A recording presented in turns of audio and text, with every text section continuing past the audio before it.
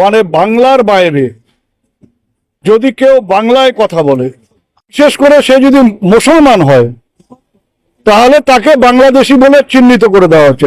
সে ভারতবর্ষে জন্মিয়েছে, তার বাপ ঠাকুর দাদা ভারতবর্ষে জন্মিয়েছে, তার ভোটার কার্ড আছে, তার আধার কার্ড আছে, তার সব রকম পরিচয়পত্র থাকা সত্ত্বেও তাকে জোর করে বাংলাদেশে পাঠিয়ে দেওয়ার করছে। এগুলো পরিকল্পিতভাবে বিজেপি করছে যাতে বাংলার মানুষের মধ্যে একটা ভয়ের সৃষ্টি করা যায়, বিশেষ করে মুসলিমদের মধ্যে একটা ভয়ের বাতাবরণ সৃষ্টি করা যায়। ওরা এইভাবে একটা চক্রান্ত করছে, কিন্তু আমরা এর বিরুদ্ধে রুখে দাঁড়াচ্ছি, প্রতিরোধ করছি। আমাদের মাননীয় মুখ্যমন্ত্রী বিধানসভার ভেতরে দাঁড়িয়েও এর বিরুদ্ধে সোচ্চার হয়েছেন এবং দরকার হলে আগামী দিনে রাস্তায় নেমে আমরা এর বিরুদ্ধে প্রতিবাদ করে তুলবো।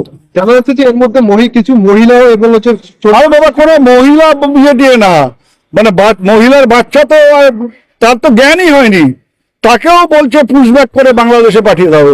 আবার বাংলাদেশ বলছে না আমরা এদের নেব না।